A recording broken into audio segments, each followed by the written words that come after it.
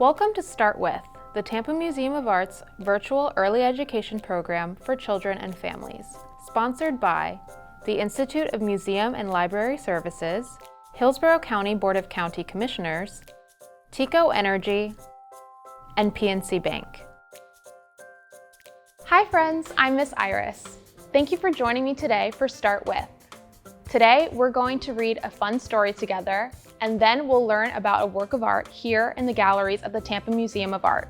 Are you ready? Let's go. There are all different kinds of artworks here at the museum. What we have on view changes throughout the year, so there's always something new to discover. Right now, we're in an exhibition called Time for Change, Art and Social Unrest in the Jorge M. Perez collection. This gallery holds artworks by artists from all around the world. It also has mostly contemporary artworks, meaning that they are new, or in other words, the artworks of today. On this Start With episode, we will focus on an artwork by the contemporary artist Christopher Myers. Before we begin, I want to introduce our very special guest, Miss Kessanda. Hi everyone, I'm Miss Kessanda and I work here at the museum with Miss Iris. I'm very excited to be with you for Start With.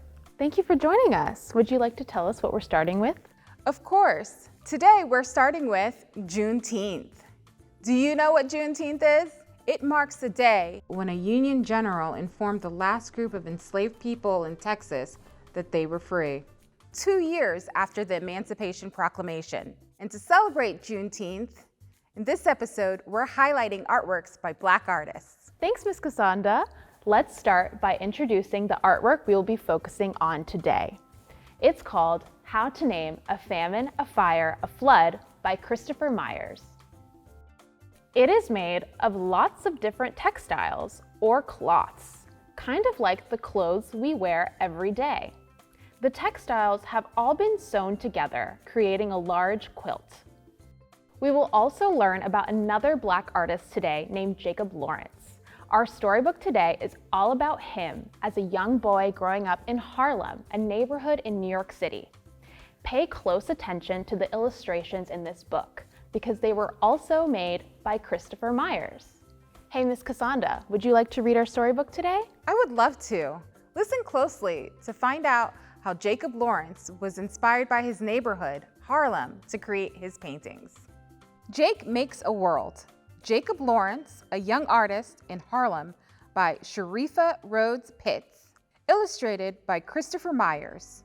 Read with permission from the Museum of Modern Art. In the morning, Jake watches the sun wake up. He makes a big stretch, and the sun stretches too. With first light, the dancing dark shadows begin to fade. Then the colors come again. Yellow, orange, and blue on the quilt that covers Jake and his brother in bed. Mother's paper flowers in pink and red. His feet sink deep into the thick blue rug. When his toes touch the ground, it's like a sky upside down. When Jake moved to this new city, this New York, to his neighborhood called Harlem, to live with his mother again, these familiar things from his old home in Philadelphia greeted him like long-lost friends. Outside Jake's building, men play chess and checkers, balancing boards on their knees. Older boys sell fruit from a wagon or ice from a bucket, shouting for people to come down and get it. Mothers walk fast to work and more work. Signs promise home-cooked meals for 15 cents and a shoe shine to make you brand new. A preacher in a hat shouts and sings about God. A newsboy tells the stories of the day from downtown and around the world, but tells them with a tune. At the corner, a short man stands on a stepladder, telling everyone how we will get the freedom we need. Most days after school, Jake goes to a place called Utopia Children's House.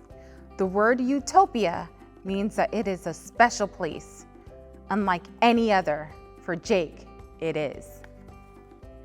At Utopia House, Jake makes things with his hands.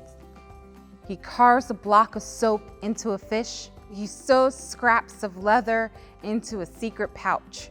With watercolors, he swirls the shadows that dance on his wall at dawn and the patterns of the rugs in his living room. Jake takes a stick of charcoal and draws a pair of eyes to see everything the people on the street see. He draws one pair of ears to hear all the shouts and songs, one mouth to carry all their voices. All the faces Jake sees on the street become one face. Jake shows his new face to his teacher, who smiles and nods and says, "You should see this, a very old mask from Africa." Jake stares at the mask for a long while, and then he makes his own mask from brown paper bags and glue and paint. When he is done, the mask smiles at him. Next, Jake takes the shoebox, and in the box he tries to fit the whole street. Inside are cardboard chessmen, tiny boys folded from construction paper, and mothers walking fast to work, wearing dresses cut from magazines. He stacks matchboxes to make buildings and paves the streets with sandpaper. Jake has made a world, a small piece of this place called Harlem. It is now his home. Jake's Harlem has all the shouts and songs and noises of the Harlem outside, but here, they are not sounds. They are colors. They are shadows dancing. They are rhythms. They are light. Now that we've read a fun story together, let's take a look at How to Name a Famine, a Fire, a Flood by Christopher Myers. In this quilted artwork, the artist is trying to tell us a story. What do you see happening? Do you see people? What does it look like they are doing? Artists like Christopher Myers and Jacob Lawrence use their artwork to tell a story. In How to Name a Famine, a Fire, a Flood, the artist shows us how big changes in the Earth's weather can affect communities. In Jacob Lawrence's art, like we learned about in the story, he shows us the life of African Americans in Harlem. Today, we focused on two Black artists, Christopher Myers and Jacob Lawrence. Learning about Black artists is one way you can celebrate Juneteenth at home.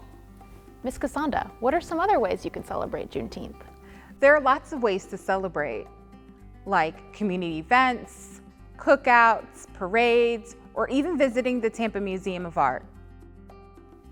I know I'm inspired, and I hope you are too, because now it's time for you to create your own collage like these that we made, inspired by the art of Christopher Myers and Jacob Lawrence. Get help from an adult and visit our website to learn how to make this Juneteenth-inspired art project. All right, friends, I hope you had fun learning about Juneteenth, Christopher Myers, and Jacob Lawrence today. And don't forget to visit the Tampa Museum of Art to see the artwork for yourself. Thanks for joining us today. See you later.